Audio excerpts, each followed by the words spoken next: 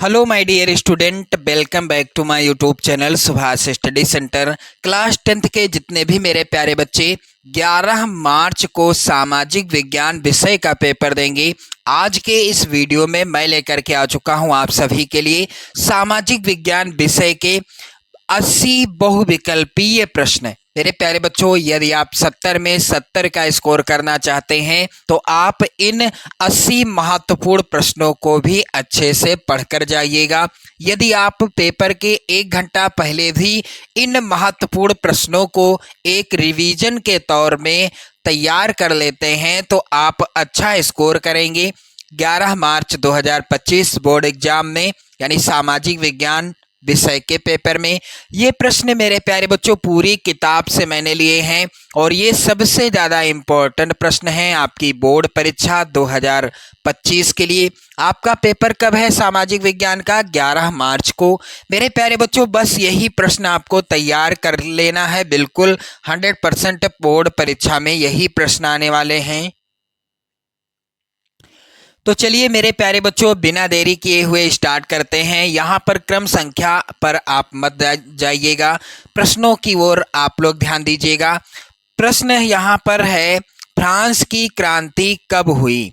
France की क्रांति कब हुई? मेरे प्यारे बच्चों, सबसे ज़्यादा इम्पोर्टेंट प्रश्न और बोर्ड परीक्षा में लगातार आने वाला प्रश्न है।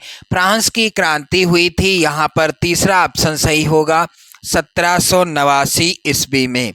अगला प्रश्न है, जर्मनी के एकीकरण में मुख्य भूमिका किसकी थी? यह प्रश्न आ जाए, जर्मनी के एकीकरण का मुख्य श्रेय किसे दिया जाता है? तो उत्तर होगा ऑटो वान बिस्मार्क। यहाँ पर तीसरा वाला ऑप्शन सही होगा। जर्मनी के एकीकरण में मुख्य भूमिका किसकी थी? ऑटो वान बिस्मार्क की थी। चलिए मेरे प्यारे बच्चों, अगला प्रश्न है, नेपोलियन की पराजय कब हुई? तो मेरे प्यारे बच्चों, नेपोलियन की पराजय हुई थी सन 1815 ईस्वी में। यहाँ पर जो विकल्प दिए गए हैं इनमें से राइट आंसर क्या है? सन 1815 ईस्वी में नेपोलियन की पराजय हुई थी। अगला प्रश्न है, ऑटो वान बिस्मार्क का संबंध किस देश से था? तो मेरे प्यारे बच्चों, ऑटो वान बिस्मार्क का संबंध था जर्मनी देश से, क्योंकि जर्मनी का एकीकरण का श्रेय किसे जाता है? ऑटो वान बिस्मार्क को ही जाता है। प्रश्न अगला है, भारतीय राष्ट्रीय कांग्रेस की स्थापना कब हुई? मेरे प्यारे बच्चों, भारतीय राष्ट्रीय कांग्रेस की स्थापना हुई थी 1885 ईस्वी में। सबसे ज़्यादा इम्पोर्टेंट प्रश्न है ये, आप लोग इसको जरूर तैयार कर लेना। अगला प्रश्न है, चौरी चौरा कांड किस वर्ष हुआ था? मेरे प्यारे बच्चों, चौरी चौरा कांड दिए गए विकल्पों में से किस वर्ष हुआ था? तो यहाँ पर ध्यान दें, 5 फरवरी सन 1922 ईस्वी को चौरी चौरा कांड हुआ था। यहाँ पर राइट आंसर होगा गा वाला ऑप्शन। स्वराज मेरा जन्म सिद्ध अधिकार है, मैं इसे लेकर रहूंगा, यह कथन किसका है? मेरे प्यारे बच्चों, इसका राइट आंसर क्या हो जाएगा? बाल गंगाधर तिलक। इन्होंने कहा था कि स्वराज मेरा जन्म सिद्ध अधिकार है और मैं इसे लेकर रहूंगा। अगला प्रश्न है, वंदे मातरम गीत के लेखक कौन थे? तो मेरे प्यारे बच्चों, वंदे मातरम गीत के लेखक थे बंकिम चंद्र चटर्जी। यह विकल्प हो सकता है दिया हो कि बंकिम चंद्र चट्टोपाध्याय, तो आप कंफ्यूज मत होइएगा। वंदे मातरम गीत के लेखक थे बंकिम चंद्र चटर्जी। एक चीज आप और याद कर लेना, इनका एक उपन्यास है जिसका नाम है आनंद मठ। आनंद मठ के लेखक कौन है? तो ये भी बंकिम चंद्र चटर्जी के द्वारा लिखा गया क्या है? उपन्यास है। मेरे प्यारे बच्चों, आगे बढ़ते हैं हम सभी लोग। अगला प्रश्न है, हिंद स्वराज पुस्तक के लेखक कौन थे? हिंद स्वराज नामक पुस्तक के लेखक कौन थे? मेरे प्यारे बच्चों, इसका उत्तर होगा महात्मा गांधी जी। खा वाला ऑप्शन सही होगा। तो इन सभी प्रश्नों को तैयार कर लीजिएगा, बिल्कुल वायरल प्रश्न है। अगला प्रश्न है मेरे प्यारे बच्चों, भारत में राष्ट्रपिता कहकर किसको संबोधित किया जाता है? तो भारत में राष्ट्रपिता कहकर किसको संबोधित किया जाता है? इस प्रश्न का उत्तर क्या हो जाएगा? महात्मा गांधी जी को। भारत में महात्मा गांधी जी को राष्ट्रपिता कहकर संबोधित किया जाता है। अगला प्रश्न है, आर्थिक महामंदी का प्रारंभ किस वर्ष हुआ? मोस्ट इम्पोर्टेंट प्रश्न है मेरे प्यारे बच्चों। आर्थिक महामंदी का प्रारंभ दिए गए विकल्पों में से सन 1929 ईस्वी में हुआ था। आर्थिक महामंदी का प्रारंभ कब हुआ था? सन 1929 ईस्वी में। यानी सन 1929 ईस्वी में पूरे विश्व में आर्थिक महामंदी प्रारंभ हुई थी। अगला प्रश्न है, प्रथम विश्व युद्ध कब प्रारंभ हुआ? तो मेरे प्यारे बच्चों, प्रथम विश्व युद्ध कब प्रारंभ हुआ था? इसका राइट आंसर क्या हो जाएगा? सन 1914 ईस्वी में प्रथम विश्व युद्ध प्रारंभ हुआ था। कब? सन 1914 ईस्वी में।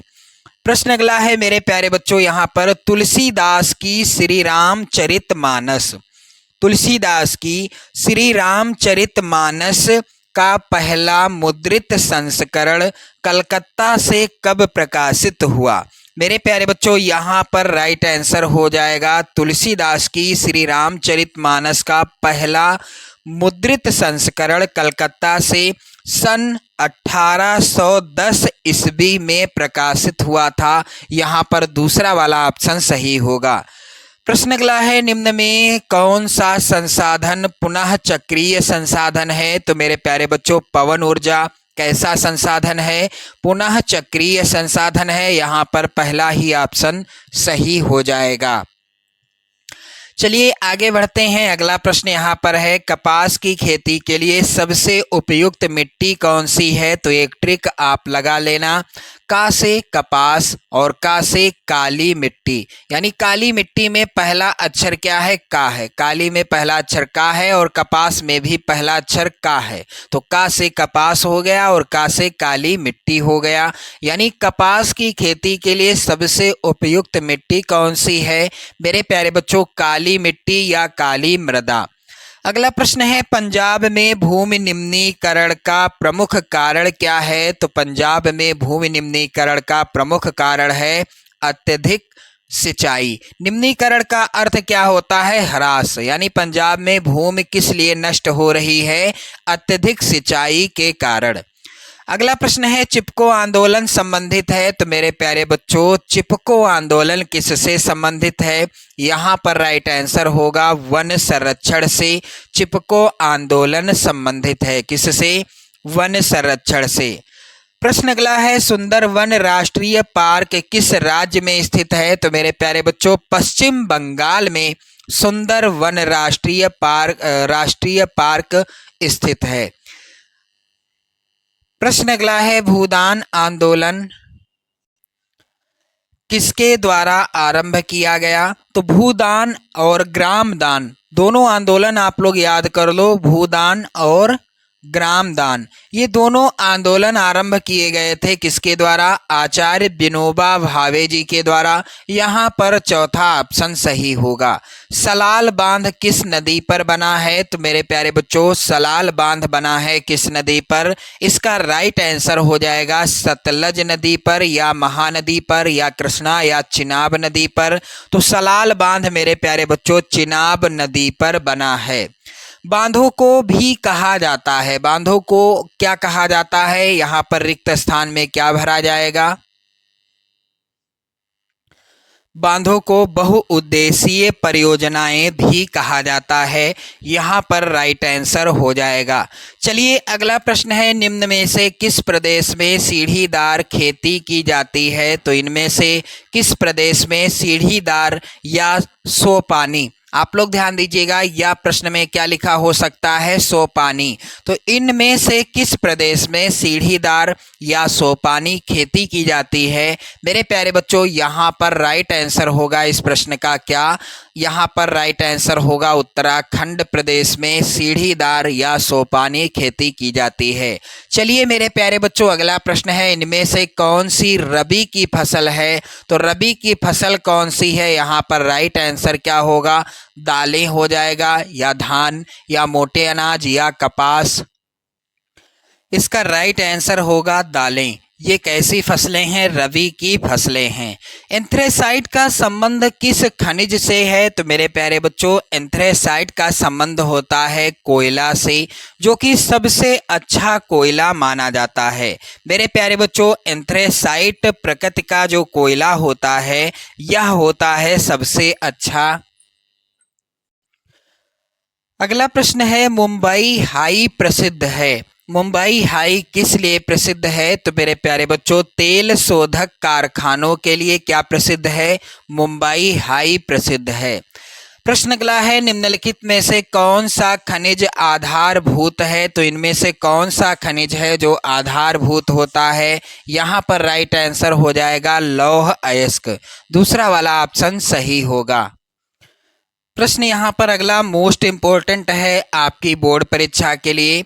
निम्नलिखित में से कौन सा ऊर्जा का परंपरागत स्रोत है? तो यहाँ पर हो जाएगा पहला ही ऑप्शन सही। ऊर्जा के वह साधन परंपरागत स्रोत के अंतर्गत आते हैं जो एक बार प्रयोग होने के बाद वह नष्ट हो जाते हैं, उन्हें कहते हैं ऊर्जा के परंपरागत स्रोत।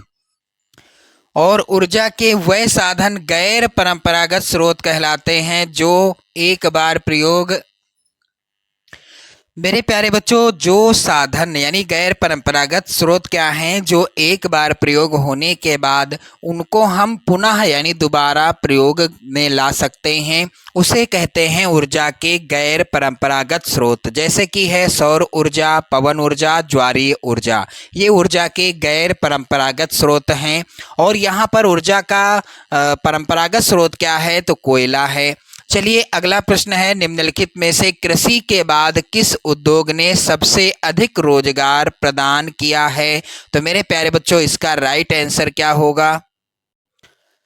चीनी उद्योग, लोहा इस्पात उद्योग, वस्त्र उद्योग, या पटसन उद्योग। तो इसका आंसर आप लोग कमेंट करके बताइएगा कि इनमें से किस उद्योग ने कृषि के बाद सबसे अधिक रोजगार प्रदान किया है।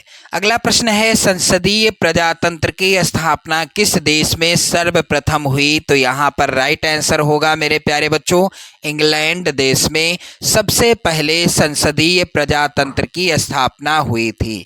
विदेशी व्यापार किन के मध्य होता है? तो दो देशों के मध्य। भारत से कोई वस्तु यदि अमेरिका में बेची जाती है या कोई सेवाएं अमेरिका को दी जाती हैं और अमेरिका से कोई वस्तु भारत में बेची जाती है, तो इस प्रकार से इन दो देशों के मध्य होने वाले व्यापार को क्या कहते हैं? विदेशी व्यापार कहते हैं या अंतर्राष्ट्रीय व्यापार कहते हैं। तो विदेशी व्यापार होता है दो देशों के मध्य। अगला प्रश्न मेरे प्यारे बच्चों है, बेल्जियम की सामुदायिक सरकार में निम्नलिखित में से किसके मध्य सत्ता में साझेदारी है? इसका राइट आंसर क्या हो जाएगा? केंद्र और राज्य सरकार के मध्य, या राज्य सरकार और सामुदायिक सरकार के मध्य। मेरे प्यारे बच्चों, सही उत्तर होगा राज्य सरकार और सामुदायिक सरकार के मध्य। गा वाला ऑप्शन सही होगा। चलिए अगला प्रश्न है, भारत में कुल कितने संघीय राज्य हैं? 28 हैं, 27 हैं, 30 हैं, या 29 हैं? तो यहाँ पर घा वाला ऑप्शन सही होगा। प्रश्न अगला है, वर्तमान समय में भारतीय संघ में कितने केंद्र शासित प्रदेश हैं? 9, 7, 10 या 8? तो इसका आंसर आप लोग कमेंट करके बताओ कि वर्तमान समय में भारतीय संघ में कुल कितने केंद्र शासित प्रदेश हैं।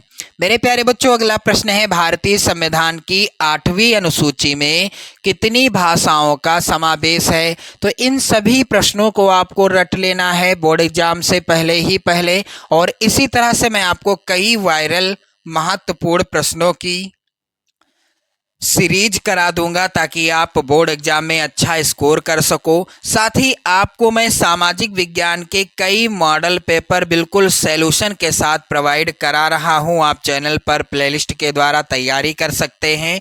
तो भारतीय संविधान की 8वीं अनुसूची में कितनी भाषाओं का समावेश है? मेरे प्यारे बच्चों, यहाँ पर घा वाला ऑप्शन सही होगा, 22 भाषाओं का समावेश है। चलिए, धर्मनिरपेक्ष राज्य में क्या होता है? धर्मनिरपेक्ष राज्य में सभी धर्मों को समान समझा जाता है। धर्मनिरपेक्ष राज्य में क्या होता है? सभी धर्मों को समान समझा जाता है। अगला प्रश्न है यहाँ पर, भारत में सबसे अधिक बोली जाने वाली भाषा कौन सी है? भारत में सबसे अधिक बोली जाने वाली भाषा है हिंदी। आप सभी जानते हैं कि हमारे भारत में सबसे अधिक कौन सी भाषा बोली जाती है? हिंदी भाषा बोली जाती है। अगला प्रश्न है, निम्न पड़ोसी देशों में से मानव विकास के लिहाज से किस देश की स्थिति भारत से बेहतर है? तो यहाँ पर राइट आंसर क्या हो जाएगा मेरे प्यारे बच्चों? यहाँ पर राइट आंसर होगा श्रीलंका, जो कि इस ऑप्शन में नहीं है, जो कि मिसप्रिंट हो गया है। चलिए, अगला प्रश्न है, एक वस्तु का अधिकांशतः प्राकृतिक प्रक्रिया से उत्पादन कहा जाता है। क्या कहा जाता है? तो जब एक वस्तु का अधिकांशतः यानी कोई वस्तु है जिसे प्राकृतिक प्रक्रिया के द्वारा उत्पादित किया जाता है, इसको कहा जाता है प्राथमिक क्षेत्रक। पहला यहाँ पर जो ऑप्शन है द्वितीय क्षेत्रक, ये सही नहीं होगा, ना ही तीसरा सही होगा, ना चौथा। यहाँ पर दूसरा वाला ऑप्शन सही होगा। चलिए, अगला प्रश्न है, निम्नलिखित में से किस वर्ष महात्मा गांधी राष्ट्रीय ग्रामीण रोजगार गारंटी एक्ट को लागू किया गया? तो मेरे प्यारे बच्चों, भारतीय वर्ष किस वर्ष में महात्मा गांधी राष्ट्रीय ग्रामीण रोजगार गारंटी एक्ट को लागू किया गया? तो मेरे प्यारे बच्चों, इसका राइट आंसर क्या होगा? 2005 में। यहाँ पर खा वाला ऑप्शन सही होगा। चलिए, अगला प्रश्न है, भारत में मुद्रा जारी करने का कार्य करता है। तो इनमें से कौन है जो भारत में मुद्रा जारी करने का कार्य करता है? मेरे प्यारे बच्चों, यहाँ पर राइट आंसर क्या हो जाएगा? भारतीय रिजर्व बैंक।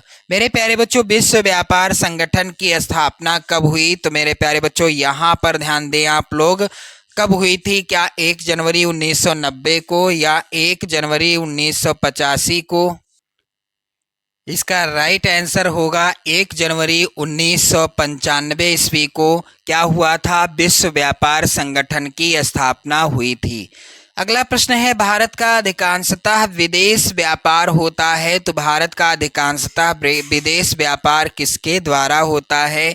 राइट आंसर होगा इसका समुद्री मार्ग के द्वारा।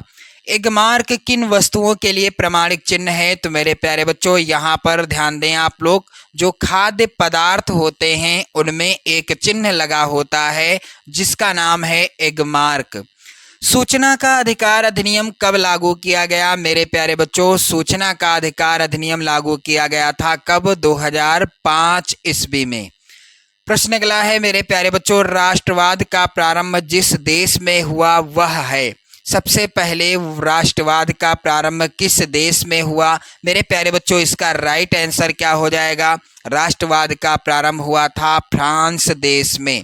यहाँ पर तीसरा वाला ऑप्शन सही होगा। चलिए मेरे प्यारे बच्चों, अगला प्रश्न है यहाँ पर, ज्यूसेप्पे मेज़नी द्वारा स्थापित गुप्त संगठन कौन सा था? तो यहाँ पर दिए गए विकल्पों में से सही उत्तर क्या होगा? Young Italy. यंग इटली की स्थापना किसने की थी? ज्यूसेप्पे मेज़नी या मेतसनी भी लिखा होता है विकल्प में, आप लोग कंफ्यूज मत होइएगा, मेतसनी भी ऑप्शन हो सकता है।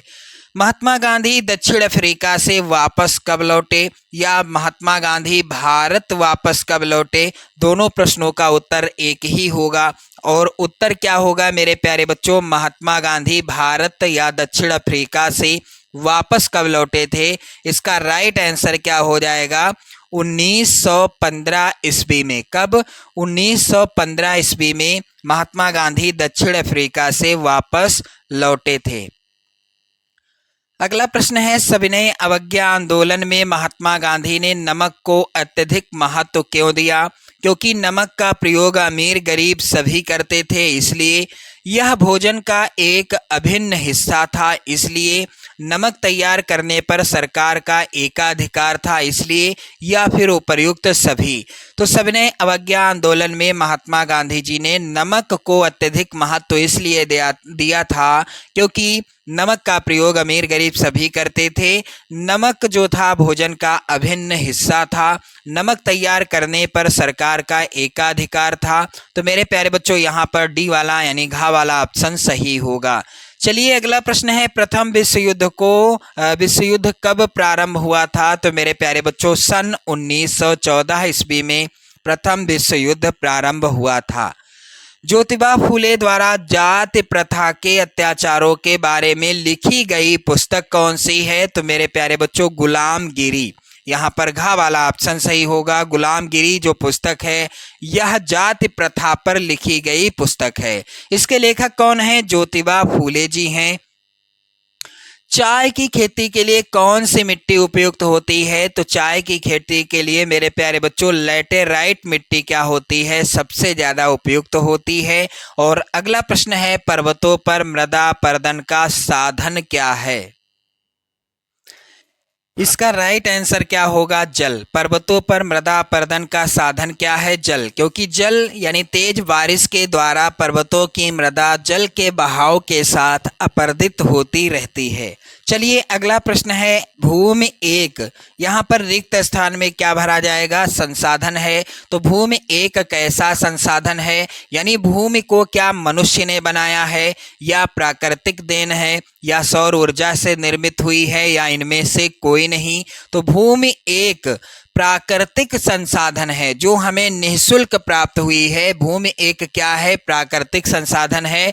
इसे मनुष्य ने निर्मित नहीं किया है। इसका बंटवारा मनुष्य ने अवश्य किया है, आप सभी जानते हैं। और आगे बढ़ते हैं हम सभी लोग। अगला प्रश्न है, निम्नलिखित में से कौन अजैविक संसाधन है? तो चलिए इस प्रश्न को आप लोग समझते चलिएगा। जैविक संसाधन वह साधन होते हैं जो होते हैं जीवित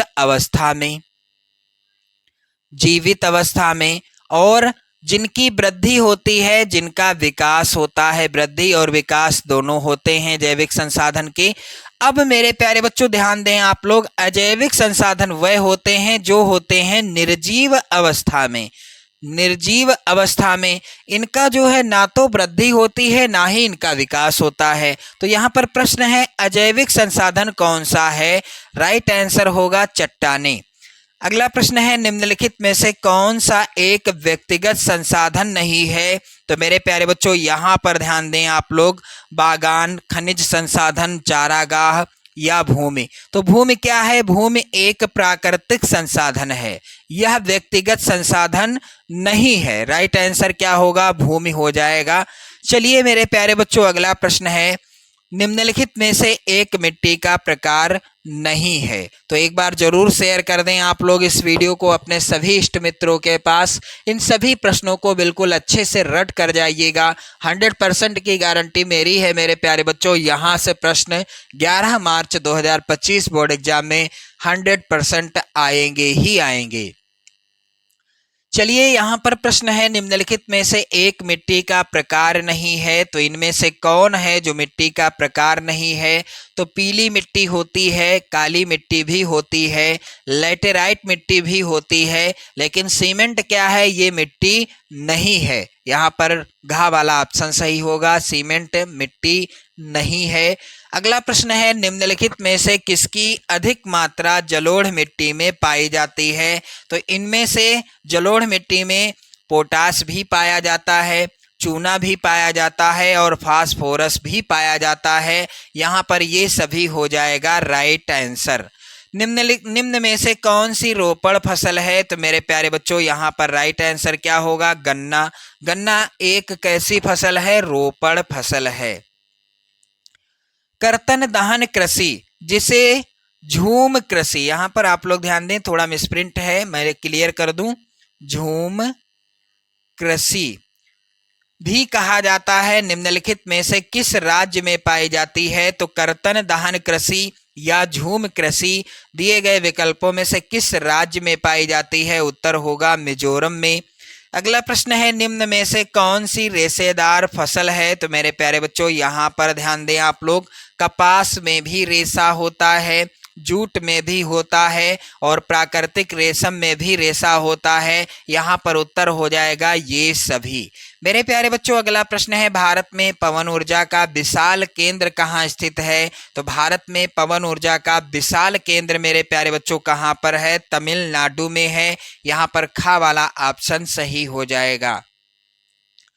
चलिए अगला प्रश्न है, निम्नलिखित में से कौन सा गैर परंपरागत ऊर्जा का स्रोत है? तो मेरे प्यारे बच्चों यहाँ पर राइट आंसर क्या हो जाएगा? सौर ऊर्जा ऊर्जा का गैर परंपरागत स्रोत है। बाकी पेट्रोलियम है, प्राकृतिक गैस है, कोयला है, ये ऊर्जा के परंपरागत स्रोत हैं। इनका एक बार प्रयोग होने के बाद ये दोबारा प्राप्त नहीं होंगे। अगला प्रश्न है, झारखंड का कोडरमा अग्रणी उत्पादक है। तो झारखंड का जो कोडरमा है यह सबसे ज्यादा किसका उत्पादन करता है? अभ्रक का उत्पादन करता है। दूसरा ही ऑप्शन सही होगा। पश्चिमी रेलवे का मुख्यालय स्थित है। तो यहाँ पर ध्यान दें, पश्चिमी रेलवे का मुख्यालय कहाँ स्थित है? मुंबई में स्थित है। यहाँ पर चौथा ऑप्शन सही हो जाएगा। प्रश्न अगला है, निम्नलिखित में से कौन सा पत्तन या बंदरगाह देश के पूर्वी तट पर स्थित है? मेरे प्यारे बच्चों इनमें से कौन सा पत्तन या बंदरगाह देश के पूर्वी तट पर स्थित है? इसका उत्तर क्या हो जाएगा? विशाखापत्तनम बंदरगाह। दो राज्यों के बीच वस्तुओं का आदान प्रदान कहलाता है। तो जब दो राज्यों के बीच वस्तुओं का आदान प्रदान होता है तो इस प्रकार के आदान प्रदान को क्या कहते हैं?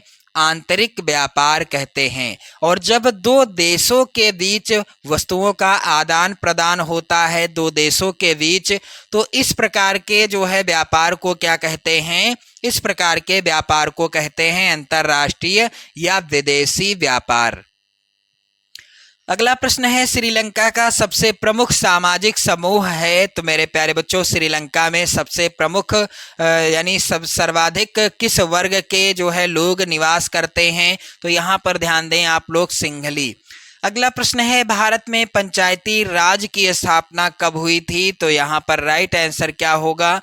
सन 1992 ईस्वी में भारत में पंचायती राज की स्थापना हुई थी। इन सभी प्रश्नों को रट लीजिएगा क्योंकि ये प्रश्न लगातार पूछे जाने वाले प्रश्न हैं। चलिए आगे बढ़ते हैं सभी लोग। अगला प्रश्न यहाँ पर है, लिखित संविधान भारत में कब लागू हुआ? तो भारत का संविधान 26 जनवरी 1950 ईस्वी को लागू हुआ था।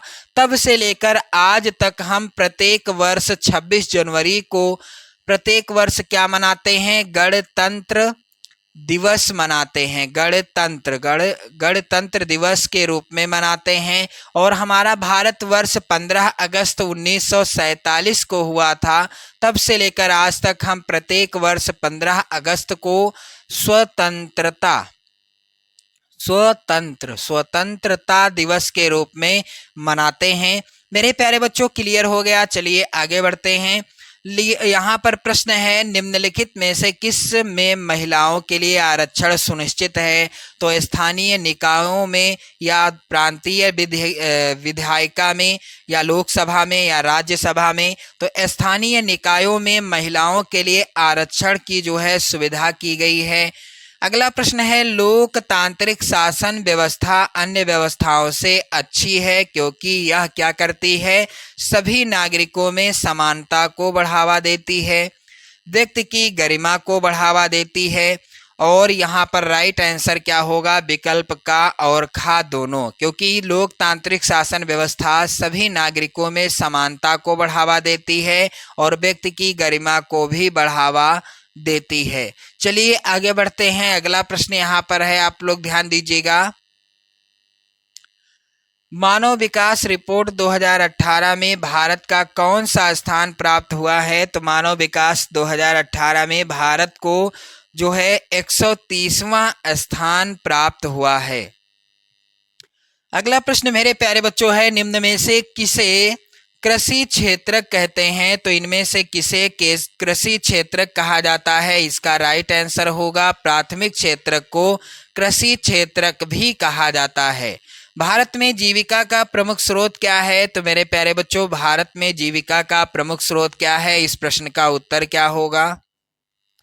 भारत में जीविका का प्रमुख स्रोत है कृषि, क्योंकि भारत हमारा कृषि प्रधान देश है। अधिकांश लोग अपना जो है जीवन किसमें व्यतीत कर रहे हैं? कृषि के क्षेत्र में कृषि कर रहे हैं, खेती कर रहे हैं। अगला प्रश्न है, निम्नलिखित में से उत्पादन का साधन क्या है? यदि आपको कोई चीज प्रारंभ करना है, कोई व्यवसाय करना है, कोई दुकान करना है या कोई भी आपको बिजनेस करना है, इसके लिए आप जो है किसके सहारे रहते हैं? पूंजी के। यहाँ पर मिसप्रिंट है मेरे प्यारे बच्चों, पूंजी अर्थात धन के सहारे रहते हैं। उत्पादन का प्रमुख साधन क्या है? पूंजी यानी धन है। मुद्रा का आधुनिक रूप है? तो मेरे प्यारे बच्चों, चेक, कागजी मुद्रा, क्रेडिट कार्ड या ये सभी। तो मेरे प्यारे बच्चों, यहाँ पर ध्यान दो आप लोग, इस प्रश्न का उत्तर क्या होगा? मुद्रा का आधुनिक रूप क्या है? यहाँ पर ये सभी हो जाएगा राइट आंसर। भारत में आर्थिक उदारीकरण की शुरुआत कब हुई? तो भारत में आर्थिक उदारीकरण की शुरुआत हुई थी मेरे प्यारे बच्चों, कब? यहाँ पर राइट आंसर क्या होगा? 1900। यहाँ पर राइट आंसर क्या होगा? 91 ईस्वी में भारत में आर्थिक उदारीकृत की शुरुआत या उदारीकरण की शुरुआत हुई थी 1991 ईस्वी में। अगला प्रश्न यहाँ पर है, निम्नलिखित में से कौन सा ग्रामीण क्षेत्र में विकास का लक्ष्य नहीं है? तो नियमित कार्य, उपज की उचित कीमत, बेहतर मजदूरी, ये सभी। ये थोड़ा प्रश्न कंफ्यूजन में है, आप लोग इसका आंसर कमेंट करके बताइएगा कि इनमें से कौन सा है जो ग्रामीण क्षेत्र में विकास का लक्ष्य नहीं है? नियमित कार्य, उपज की उचित कीमत या बेहतर मजदूरी या फिर ये सभी। भारत छोड़ो आंदोलन किसने प्रारंभ किया था? तो डू आर डाई का नारा दिया था महात्मा गांधी जी ने, डू आर डाई का नारा दिया था और इस आंदोलन में ही इन्होंने यह नारा दिया था। कहने का अर्थ है करो या मरो, करो या मरो का नारा दिया था महात्मा गांधी जी ने जब इन्होंने भारत छोड़ो आंदोलन प्रारंभ किया था। तो भारत छोड़ो आंदोलन प्रारंभ किया था महात्मा गांधी जी ने। इसी आंदोलन के दौरान महात्मा गांधी जी ने करो या मरो का नारा दिया था। अगला और अंतिम प्रश्न मेरे प्यारे बच्चों है, जलियांवाला बाग की घटना कब हुई थी? तो जलियांवाला बाग की घटना हुई थी 13 अप्रैल 1919 ईस्वी को। मेरे प्यारे बच्चों, इन सभी प्रश्नों को आपको तैयार करके जाना है बोर्ड एग्जाम से पहले। और भी जो महत्वपूर्ण प्रश्न होंगे मैं उनसे भी रिलेटेड वीडियो आपको प्रोवाइड कराता रहूँगा। आप लोग चैनल को सब्सक्राइब कर दो, वीडियो को लाइक शेयर जरूर कर दो। जय हिंद।